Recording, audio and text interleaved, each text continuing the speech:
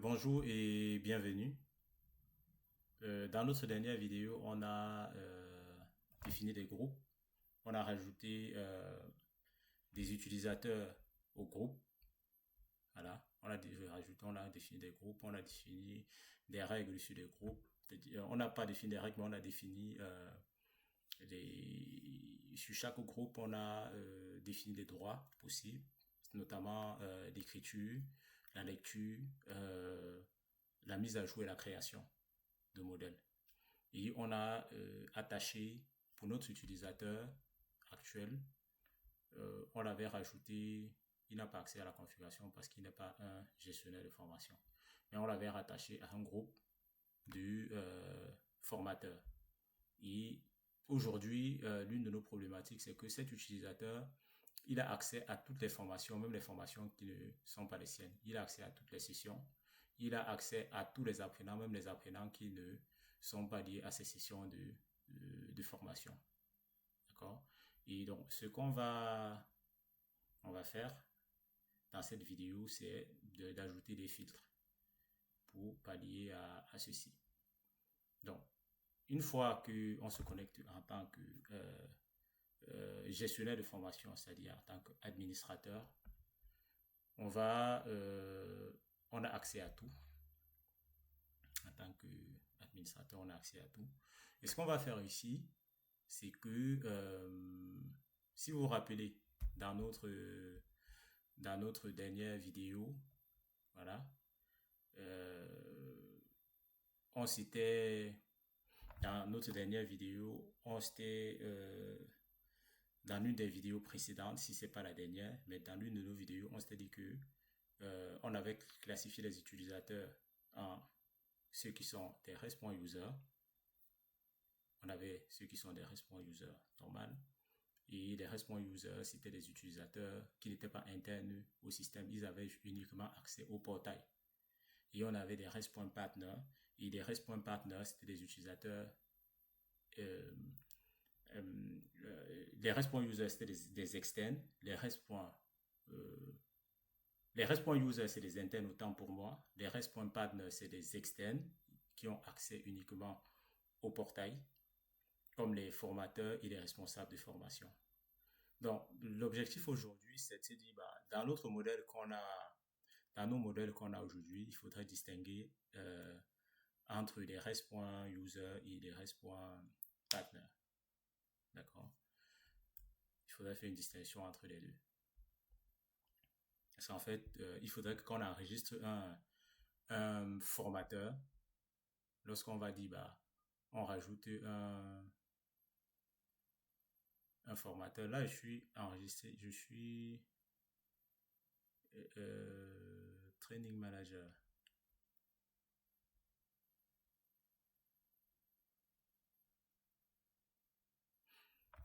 Bah, le truc, c'est que là, le manager, il ne peut plus ajouter de formateur. C'est ça qui m'intrigue un peu. Training trainer, access training trainer.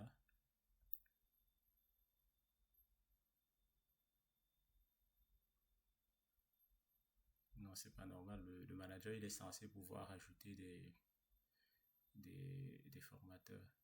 Donc, si je vais dans setting, utilisateur,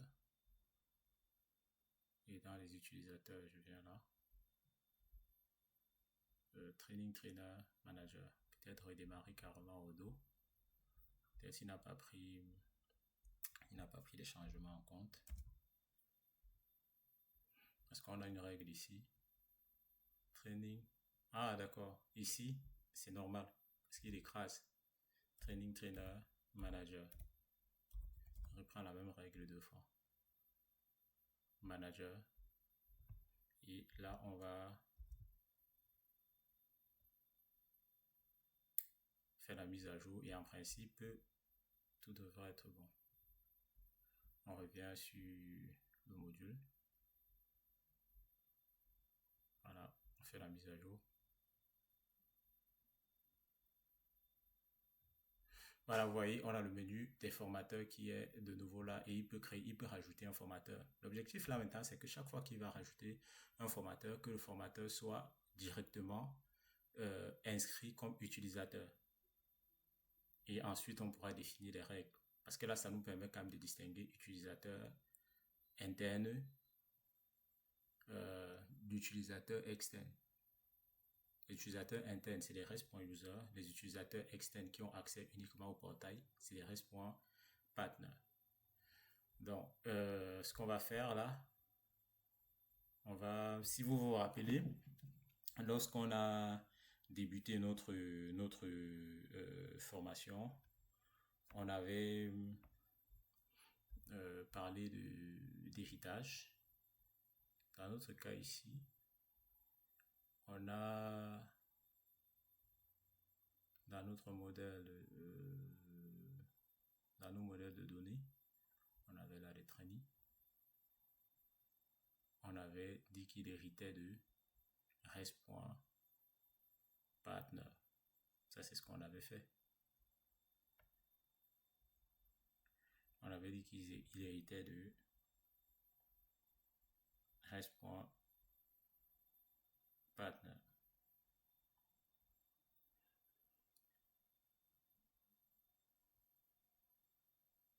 Donc, on va donc dire ici là que les apprenants ne seront enregistrés comme des contacts. Par contre, les formateurs ne seront plus enregistrés comme des contacts.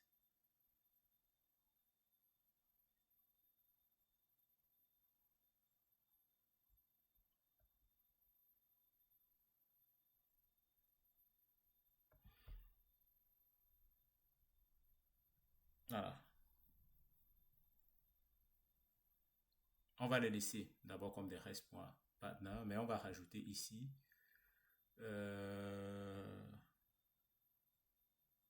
on va rajouter ici un nouveau champ pour le lier automatiquement qu'on va appeler user ID à qui on va affecter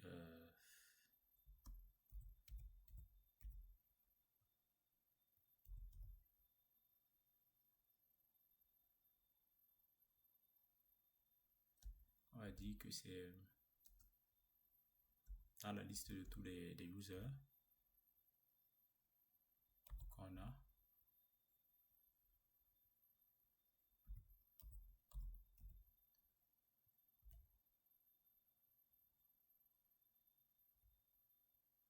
On va l'associer à un REST.user.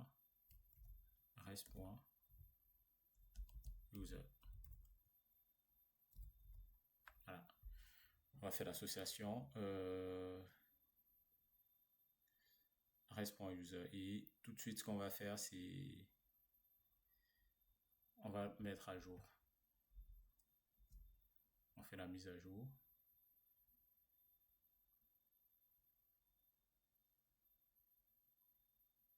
Voilà, une fois qu'on a fait la mise à jour, on va tester. On actualise ça.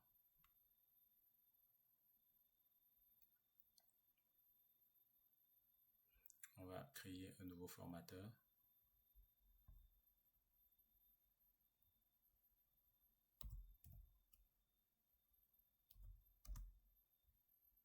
On va faire ceci.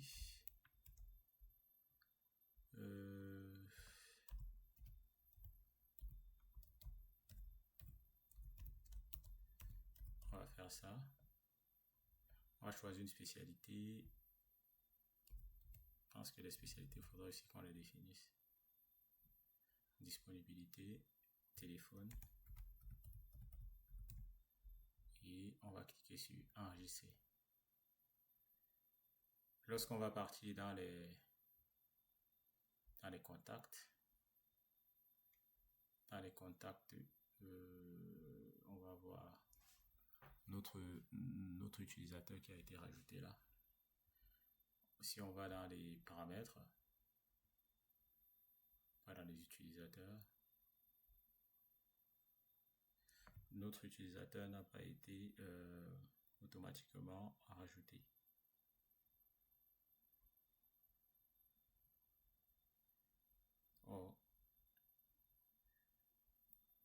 devrait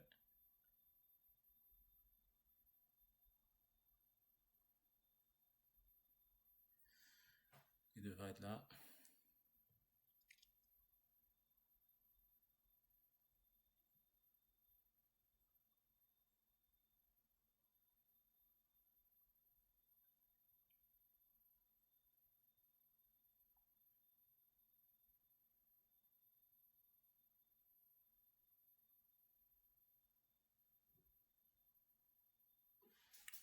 Euh,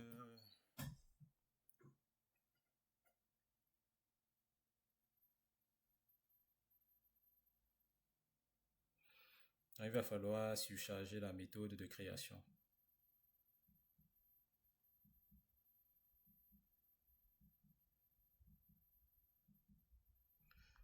Il va falloir ajouter la méthode je pense qu'il va falloir surcharger la méthode de création telle qu'on l'a fait jusqu'aujourd'hui pour les euh,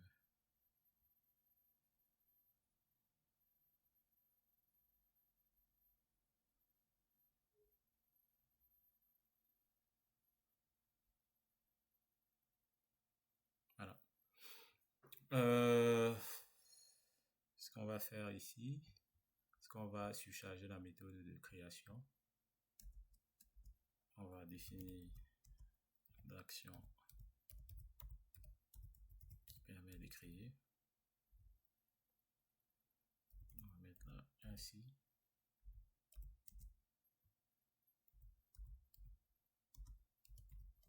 On va dire, on va surcharger cette méthode là pour charger le comportement. Voilà, on va dire for trainer itself, deux points, if not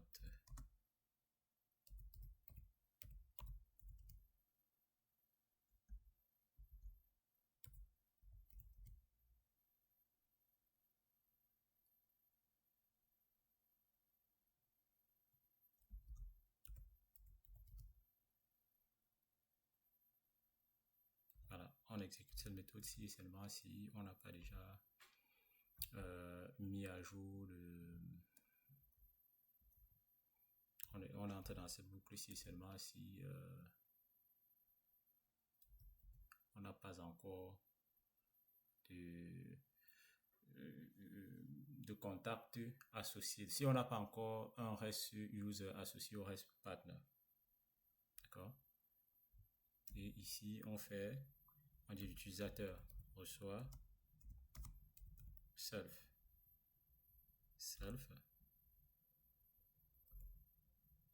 point env et rest point user, et on va dire qu'on va créer, on va attacher un utilisateur qui on va dire que le name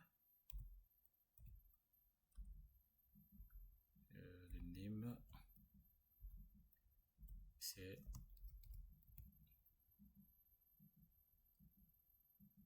trainer.name. Or trainer lui-même il hérite déjà de REST partner.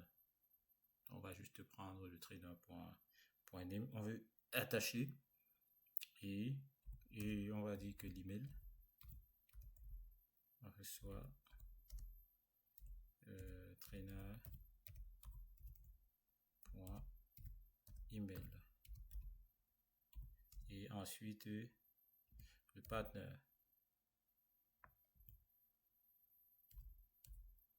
parce qu'il y a le partner ID, on lui affecte trainer.partner ID.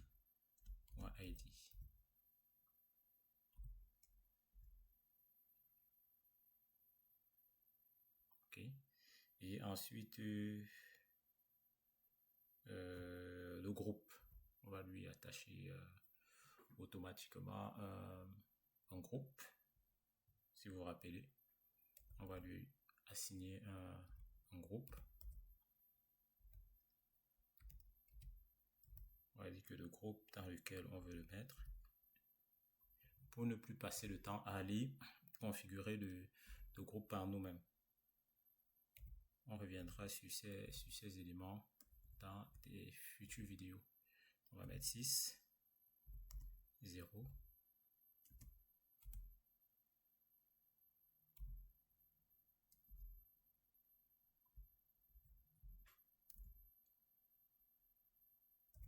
On va faire self.env.ref comme ceci.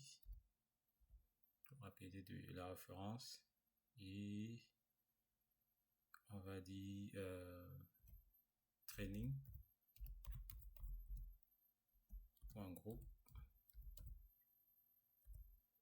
Training, c'était notre groupe, c'était training trainer. Si je me rappelle bien, on va regarder. Le groupe, il est dans security. Il est là. Non, dans security.xml. Le groupe, c'était groupe training trainer. Il est là. On va l'attacher à son groupe. On va dire training trainer, qui est bien là, oui.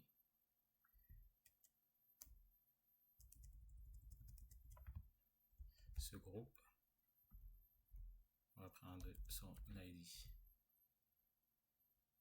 Et qu'est-ce qu'on fait à la fin ici à la fin? Si c'est le cas, on change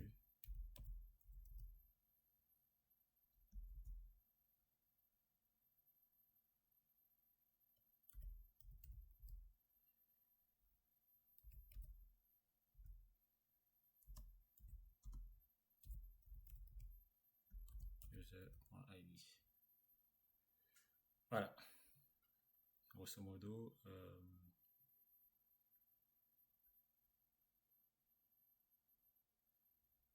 voilà en gros ce qui se passe. Ou alors on peut surcharger, on va surcharger le create. Ça, c'est dans le cas où on définit une action pour créer un utilisateur. Mais vu qu'on est dans lui, il hérite de la méthode du rest.path. On va surcharger. On va surcharger, c'est même la meilleure approche. On va surcharger notre méthode de création. On va faire la surcharge. On va faire la surcharge.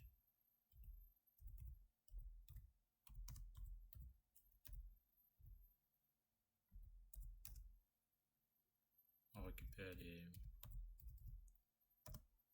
On dit...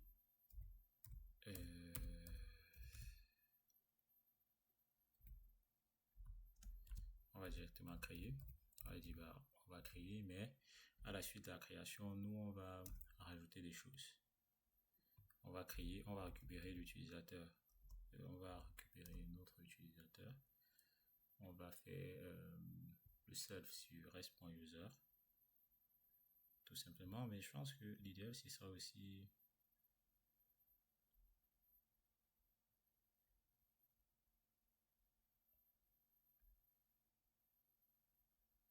Là, le truc, c'est que si on fait ça, automatiquement, ça va impacter sur le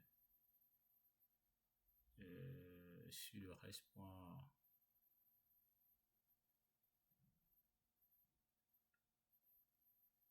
Chaque fois qu'on va créer un rest.partner, partner,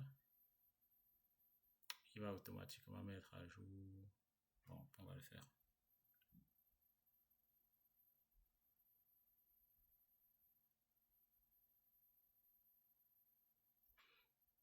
faire ici. Alors, on va reprendre cette logique-là. On va reprendre cette logique-là.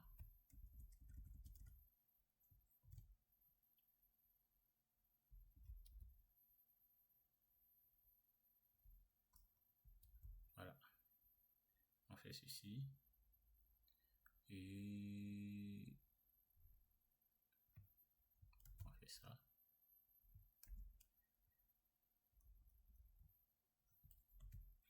Et ensuite, on retourne. Voilà.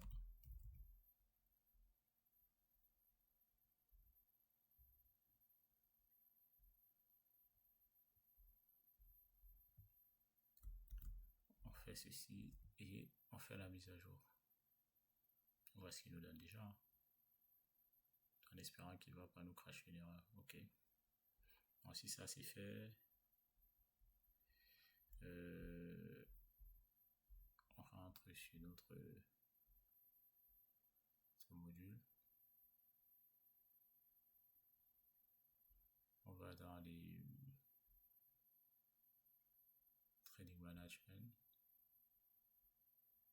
On va dans les formateurs. Et ici, si je fais ça,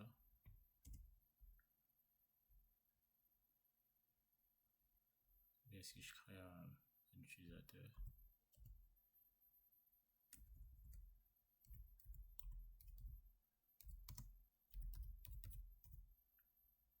j'enregistre. Est-ce qu'il a rajouté? S'il a rajouté, on est content. S'il n'a pas rajouté, on va investiguer. User. Il n'a pas rajouté du tout. Pourquoi est-ce qu'il n'a pas rajouté? API modèle, d'accord. API.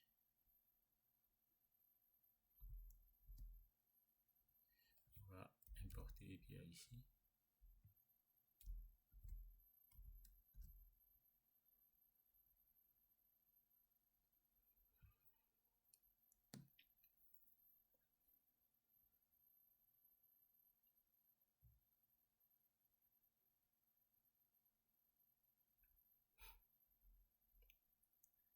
Voilà. On va refaire la même chose. Puisqu'on l'a mis à jour. Non, c'est pas ici. C'est dans le management. Inscription. Non, formateur.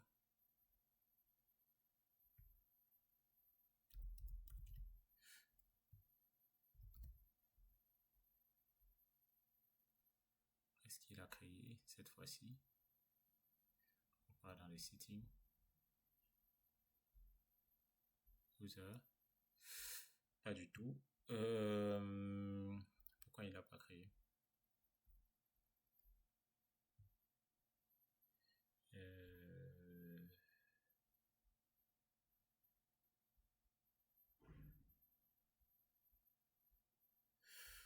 Pourquoi est-ce qu'il ne l'a pas créé? Peut-être parfois c'est Docker Compose. Peut-être mettre à jour le modèle. On va faire de la mise à jour.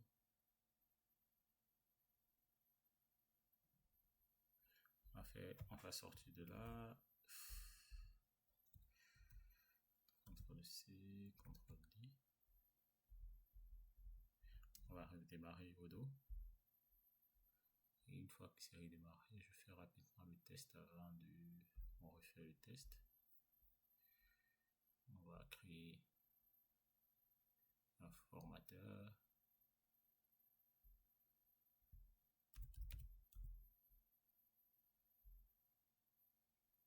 Missing required field. Pourtant, je l'ai mis là.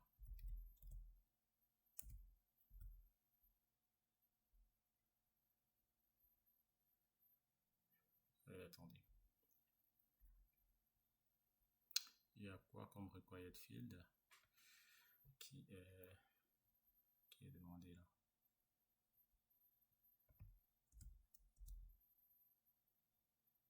Quelque chose qui ne va pas. Il y a un bug qu'il faut absolument corriger, je ne sais pas lequel.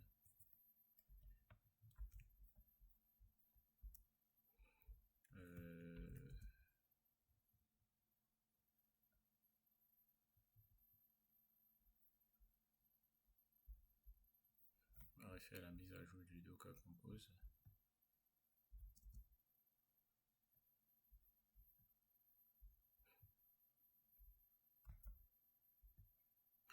Okay, il y a des erreurs de syntaxe. Voilà.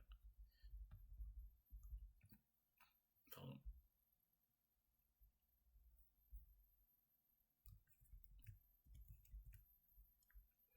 On a des erreurs de syntaxe. Vraiment, il y a des groupes, il y a des groupes qu'il fallait rajouter. C'est ce que j'ai fait. Je ne l'avais pas fait dans la deuxième méthode. Non, là je redémarre, je mets à jour.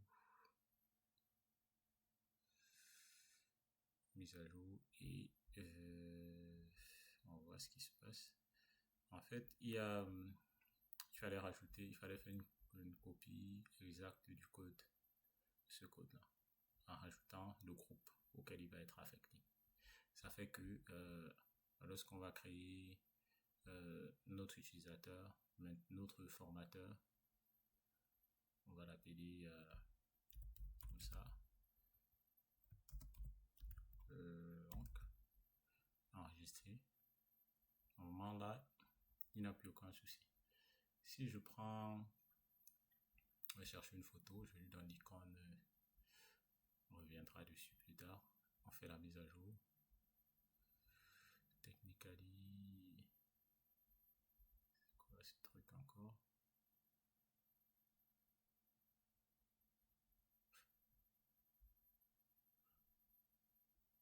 Non. Redémarrer le Docker. C'est aussi des erreurs que je vois très souvent. Voilà. On redémarre.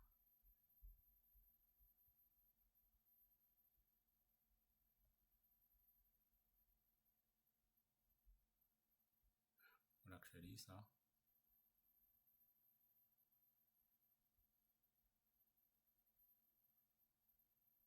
Et bam. Formateur. C'était lui. Et on fait ceci. Qu'est-ce qu'il dit? Apprenant. Formateur. On met la photo. On fait ceci. Pourquoi il refuse la photo? Voilà. Cette fois-ci, c'est bon. Il fallait juste remettre à jour. Il fallait juste remettre à jour le Docker. Il fallait juste remettre à jour le Docker Compose. C'est des erreurs parfois qui arrivent, des problèmes de cache, tout ce qui va avec. Donc, maintenant, lorsqu'on va aller dans notre module, on va aller dans site, dans paramètres, on va aller chercher des utilisateurs. Pourquoi est-ce qu'il n'est pas automatiquement rajouté comme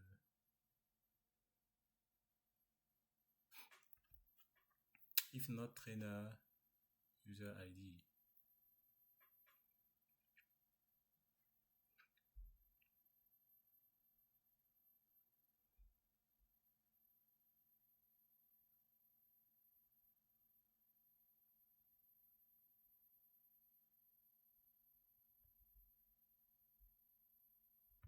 Donc ça c'est la création.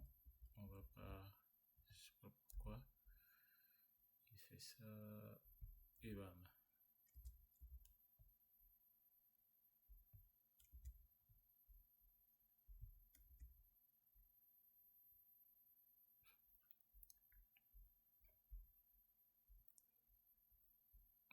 Mise mise à jour.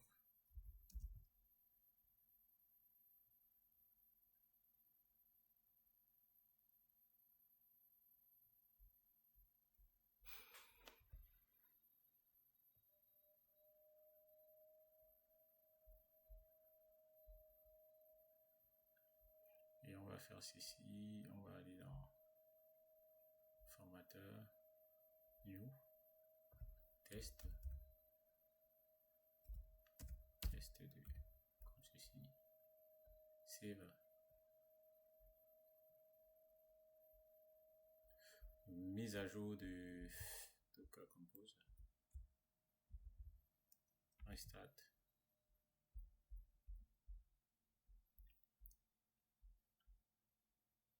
On restart et après on test. On redémarre et après on test. Mise à jour. Test 2. Wrong. What's wrong?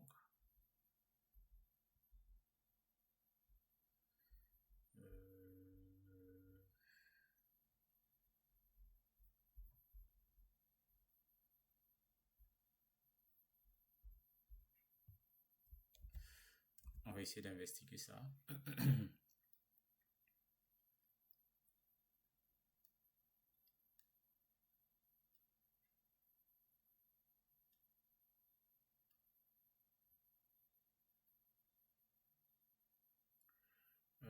Voilà, on a une erreur ici. Si vous vous rappelez, je crois que dans notre modèle de security, on avait une sorte de groupe, je ne me trompe pas, groupe ID.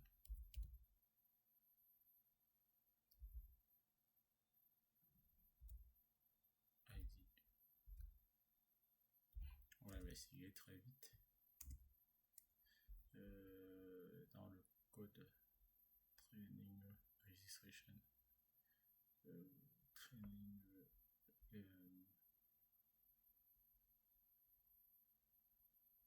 trainer. Voilà. Là, on va aller sur Odoo. Pour ce faire, on va récupérer une commande qui nous permet de cette commande là pour se connecter au shell Odoo shell. Une fois qu'on est dans le conteneur Docker, on se connecte au shell Odoo. Une fois qu'on est connecté au shell Odoo, on va investiguer pour voir quelle est véritablement l'erreur. Voilà. Voilà, c'est justement ici, là, c'est groupe ID. C'est ce champ-ci qui nous intéresse, les filtres du response user. Donc, à la place de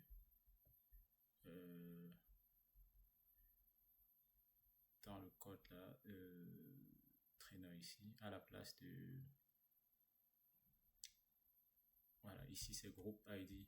Tout à l'heure, on avait mis une valeur qui n'était pas bonne. Donc, je remets simplement groupe ID comme ceci et je sors du shell Odoo. On fait ceci. On met à jour le module.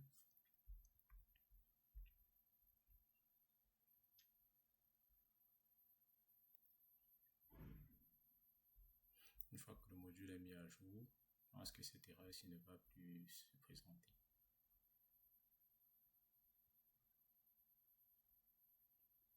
Voilà. Test. Voilà. On l'a mis à jour. Attends, qu'est-ce qui ne va pas?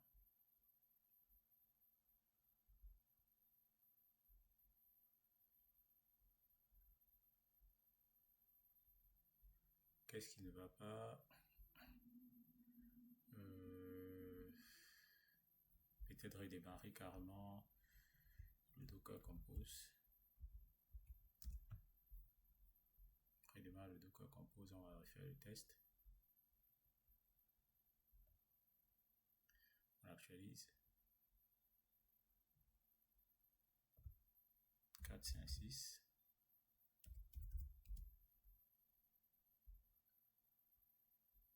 Ah, c'est bon. Missing required field login.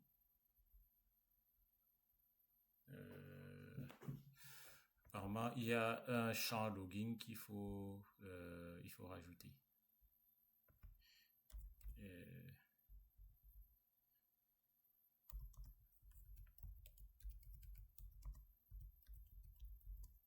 On va regarder de quoi il est question.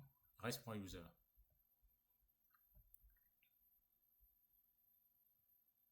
Oui, on va aller dans le modèle de REST.user. On est toujours en mode développeur. On part dans les settings. Discard. Dans les settings. User. On active le mode développeur.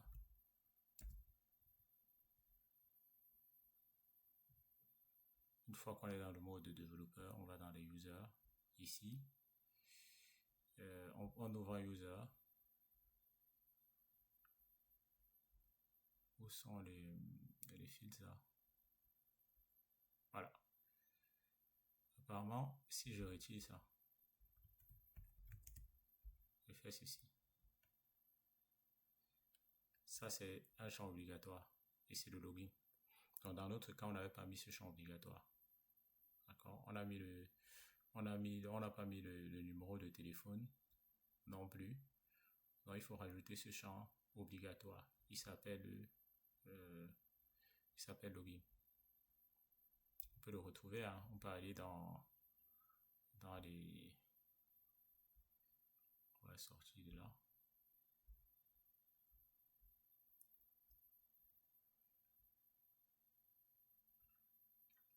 Et dans les champs obligatoires, si on va dans le setting ici, on va dans les modèles.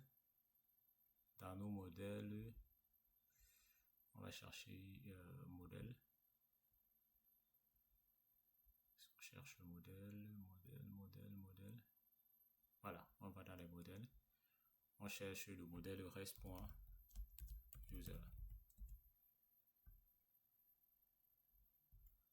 Il est là. Voilà. Le modèle REST.user qui est là. Et dans ce modèle REST.user, on a les filtres.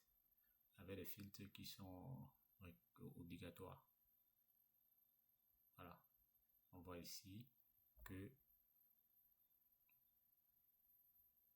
Autopost build. Quiet. Prochaine information, c'est quoi? Est-ce que je vois ici login?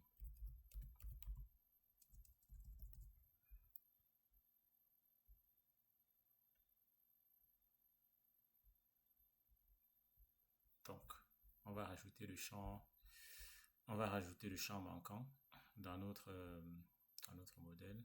Le champ, c'est login. Donc ici, on va dire que son login, c'est login 2 points. Trader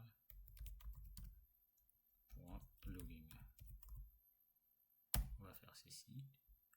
On va remettre notre module à jour. On redépart d'abord avec Docker Compose pour ne plus retomber dans le souci de rafraîchissement qu'on a déjà eu plus d'une fois. Une fois que ça s'est fait, on va dans notre module ici. On va le mettre à jour. On va entrer dans les formateurs. On va créer un nouveau formateur. Test. On va mettre à jour. Pourquoi il fait ça? Je n'en ai.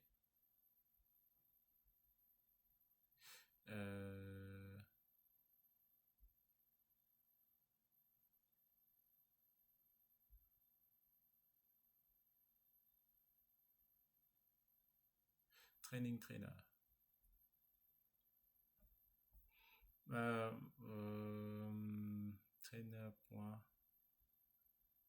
Logging. D'accord. En fait, là, c'est l'erreur, hein. C'est pas trainer.logging, mais trainer. C'est l'adresse email qu'on veut mettre ici. Donc, je refais le même boulot de tout à l'heure. La mise à jour est faite. On ferme ici. Une fois que ça c'est fait,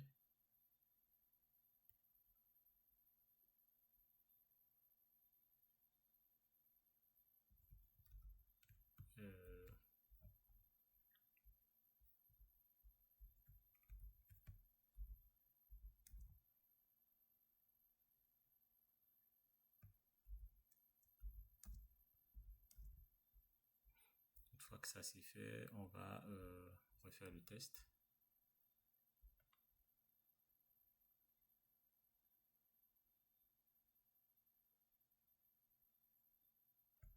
On met un test.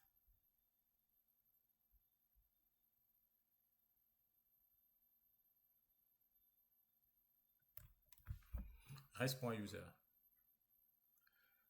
Rest.user missing required field. Rest.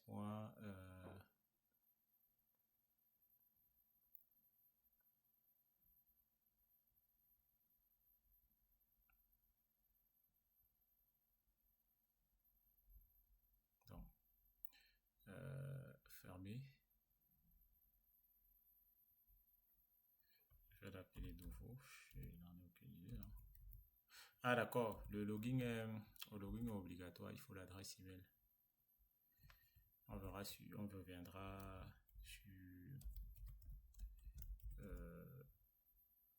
certaines corrections, les contraintes là qu'il faut vérifier.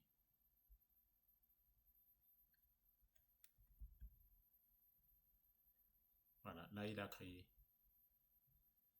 D'accord, on peut changer là. C'est un problème d'adresse email. Mise à jour. Il a pris un compte ou pas?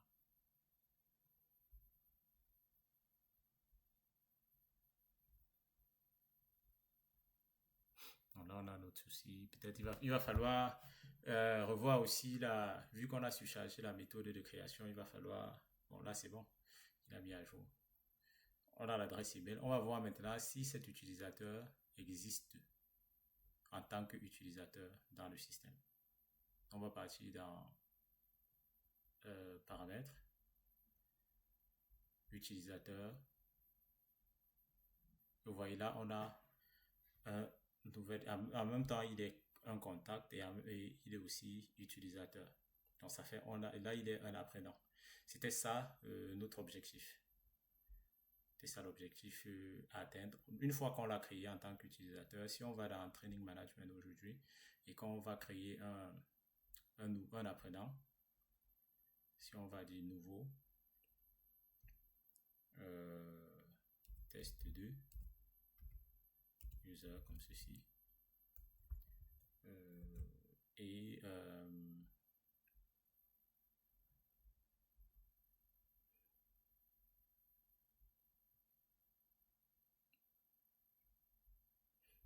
on enregistre simplement. Normalement, là, ça ne devrait pas gêner, hein. Voilà, là, c'est bon.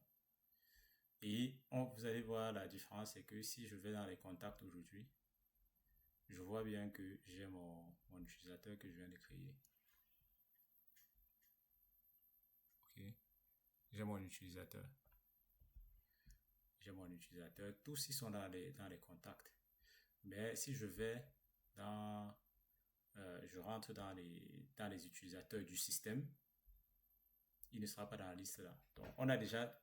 là, ça nous permet d'avoir qui est utilisateur interne et qui est utilisateur externe. Une fois qu'on a fait ceci, d'accord, une fois que ceci est fait, on va rajouter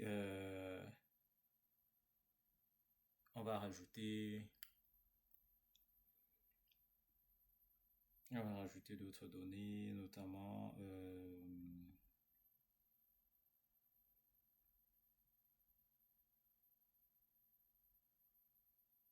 on va rajouter des contraintes dont on a parlé tout à l'heure, des règles. Et parlant de ces règles-là, qu'est-ce qu'on va faire côté parlant des règles? On avait dit que il y a certaines informations auxquelles euh, les formateurs ne devraient pas avoir accès. Comme par exemple, un participant voit uniquement ses inscriptions. Ça, c'est ce on a déjà fait.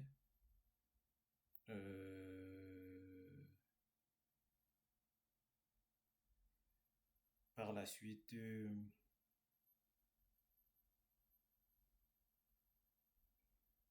on va continuer avec ce qu'on s'était fixé dès le début. Et c'était quoi déjà? C'est là où on a pris. J'espère que vous avez compris quelle était la logique ici pour pouvoir séparer carrément pour séparer pour pouvoir séparer carrément on avait des rules qu'on voulait définir. On a défini les rules. Vous avez compris pourquoi est-ce qu'il faut séparer des utilisateurs internes des utilisateurs externes. Ça c'est bon. Vu que ça c'est bon, on a rajouté aussi dans cette vidéo une séparation claire entre les utilisateurs internes, les utilisateurs du portail et les utilisateurs externes. Voilà. Une fois que tout ceci a été fait, on va passer à la prochaine étape. Passer à la prochaine étape, celle qu'on s'était fixée dans cette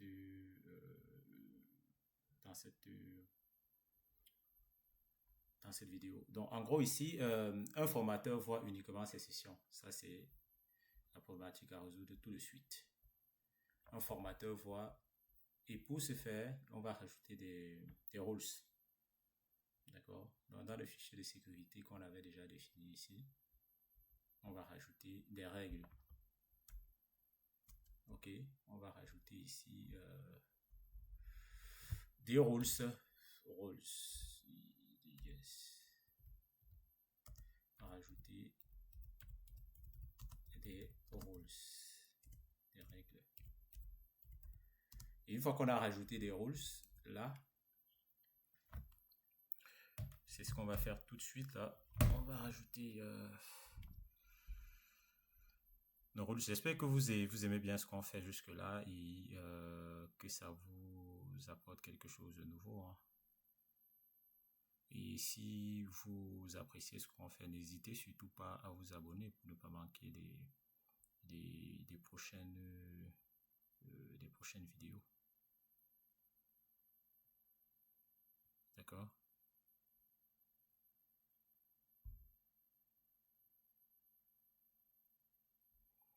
On va attaquer avec les record rules. Ça fait beaucoup d'informations sur une seule vidéo. Je pense que dans les prochaines, on essaiera de descendre un tout petit peu. Voilà. Pour avoir un contenu un peu moins étoffé. Un formateur voit uniquement ses sessions. Bon, on va rajouter des règles qui disent que le formateur voit uniquement ses sessions. Pour ce faire, on va prendre une record existante comme celle-ci. Un formateur voit uniquement ses sessions.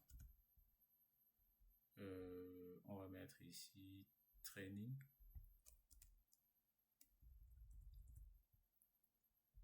Training session.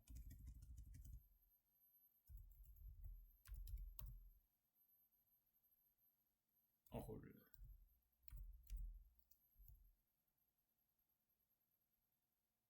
trainer, training session, trainer, rôle. Et on va dire que il est de type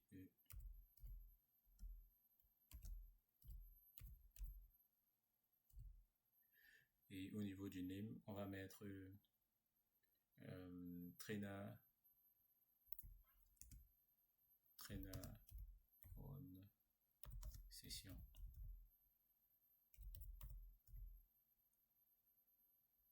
D'accord? Et on va rajouter à la place de privilège, on va mettre ici le modèle ID. Et le modèle, c'est la référence, c'est on met la modèle training et on va chercher la session. D'accord, modèle training suivi de la session. Et ensuite, on va définir, si vous vous rappelez, on avait utilisé les domaines pour filtrer. On va rajouter ici domaine, force, d'accord, et à la place de ceci, on va changer.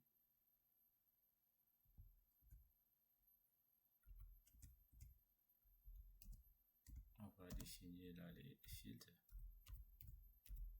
Les filtres, yes. On va rajouter là les filtres. Et on va dire la condition ici, c'est trainer ID, d'accord, trainer ID, on va dans le modèle trainer, dans le module training session, vidéo training session, dans le module training session, on a un champ qui s'appelle trainer ID, c'est un objet. Dans le trainer ID, on peut récupérer un user ID. D'accord, trainer ID. Si je viens dans trainer, j'ai un champ qui s'appelle user ID. Je vais dire user ID.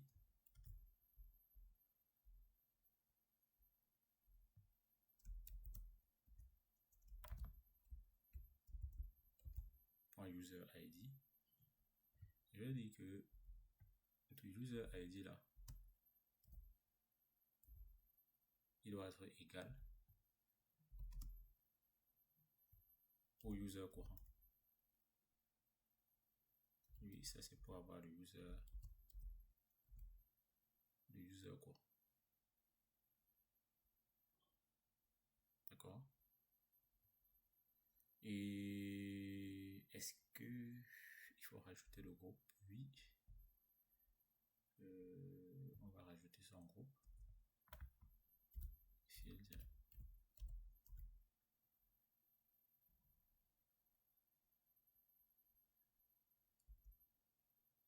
Name.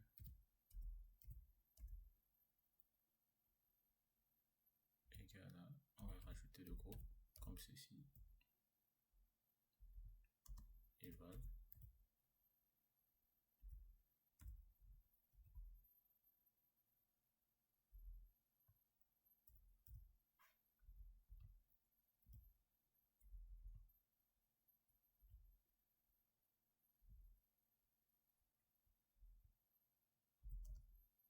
Pour l'instant, on retient les éléments comme ça et au fur et à mesure, on reviendra dans des prochaines vidéos. Training group trainer.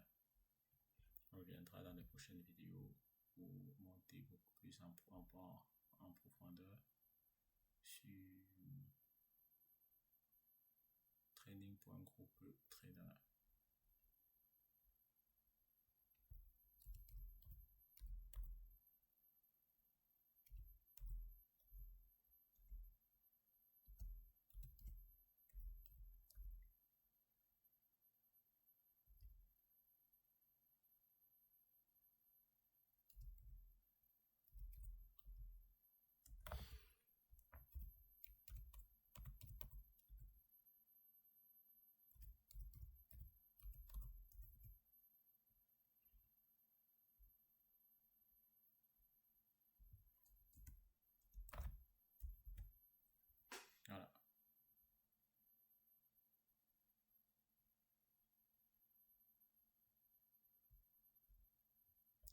mise à jour.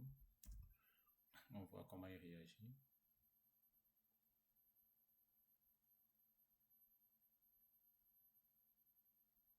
Pourquoi il fait ça?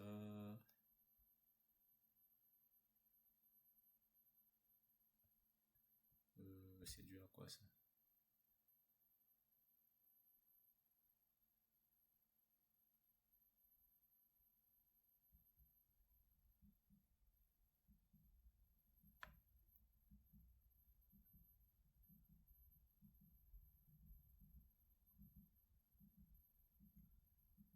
Attends, le groupe, dans les groupes qu'on a créés, c'est... attends.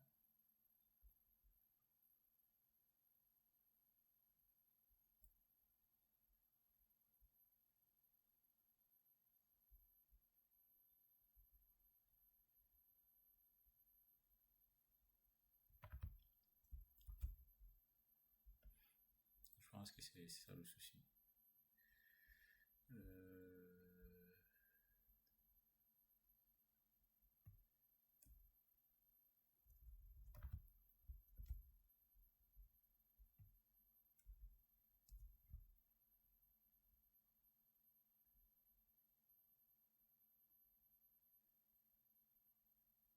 Voilà.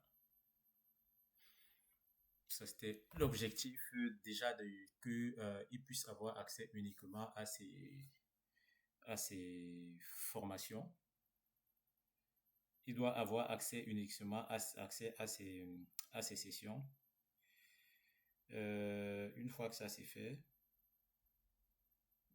on voudra aussi qu'il ait accès uniquement à à ses participants. Donc, pour qu'il ait accès uniquement à ses participants, on va rajouter une nouvelle règle. On va terminer ça avant de conclure sur cette vidéo. Et ici, on va mettre training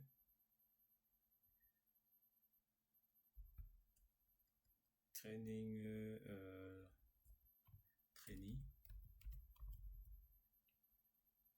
trainer role. Et ici, on va dire trainer on trainee. On va dire participant. Et le modèle ici, c'est training comme ceci. Et ensuite, on va dire que session, lorsqu'on va aller dans les sessions,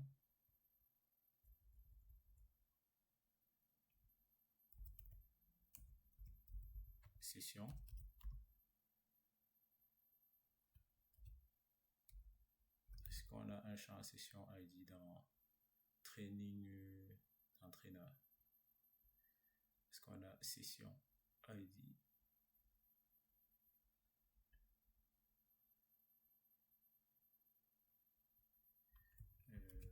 Est-ce qu'on a session? C'est plutôt dans les sessions. On va aller dans les sessions. Training session. Et on va voir qu'on a un champ.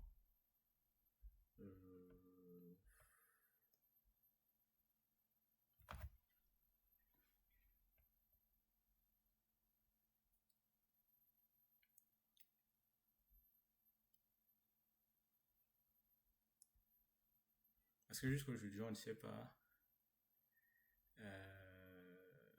On affiche toutes les sessions. D'accord? On affiche toutes les sessions. Je pense que normalement, pour afficher, pour qu'un formateur voit uniquement ses participants. Ça, c'est un formateur voit uniquement ses participants. D'accord? Donc, on va aller dans le-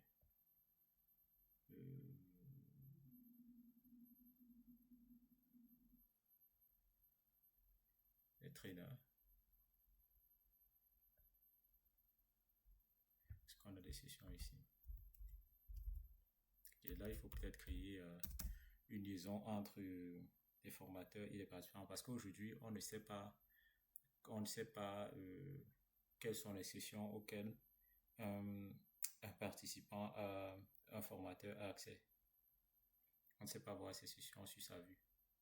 Donc pour l'instant, on ne va pas rajouter on va d'abord laisser ça. Voilà, on va d'abord rajouter ça. On va laisser,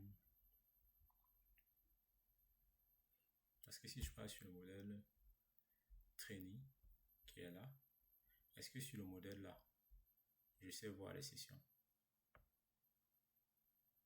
Voilà, je ne sais pas voir les sessions. Donc, il faudrait créer un lien entre les sessions de formation de ce participant parce qu'au niveau de la session de formation, à partir de la session de formation, on peut avoir accès au formateur. D'accord? On peut avoir accès au formateur. On va déjà laisser ça. Et on reviendra dessus plus tard dans une prochaine vidéo. Le plus important, c'est déjà de comprendre comment est-ce que vous allez gérer ça. C'est à partir des règles, des rules. Il faudra mettre des conditions ici. Et l'user ID ici représente l'utilisateur courant, l'utilisateur qui est connecté. On met le modèle à jour. On voit ce qui se passe derrière. Tout semble être bon. Une fois que ça s'est fait, on va se déconnecter. Et on va se connecter comme formateur. Il est là.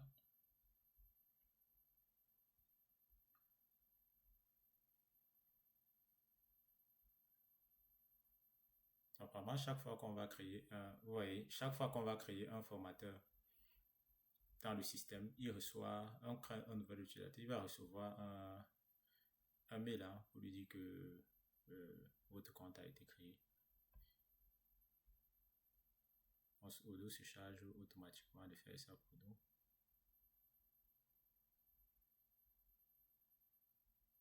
Et ici, quand on vient là, si je clique sur formation, les sessions, ouais, aujourd'hui, il ne voit plus toutes les sessions. Il faudrait qu'il soit affecté à une session pour voir ces sessions. Il ne voit plus les sessions, toutes les sessions. Donc, ce qu'on va faire, on va se déconnecter. L'utilisateur, c'est test. On se connecte en tant que master.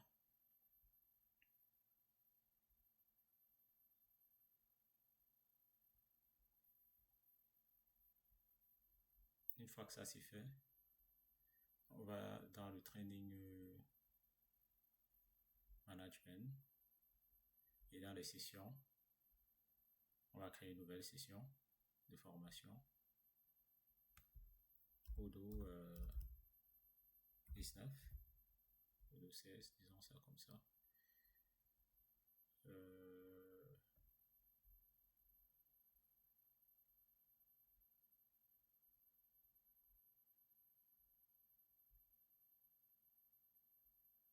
Voilà. Comme celui aussi, là, il y a les sessions qui ont disparu. Hein. Donc, on va rajouter, on va dire 30 places, 20 places. On va rajouter un formateur. On va l'appeler, c'était quel formateur déjà?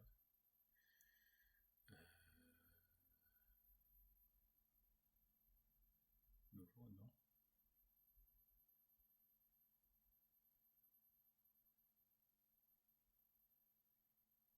Et normalement ici, on doit juste avoir les formateurs, donc les utilisateurs internes du système.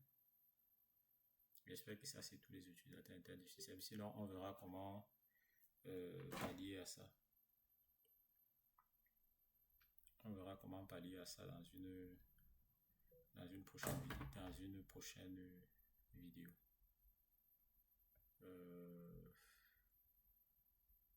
J'essaie.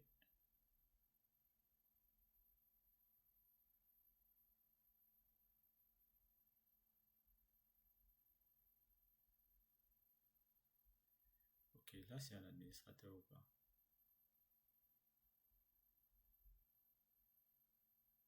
Apparemment, il ne peut pas créer des sessions.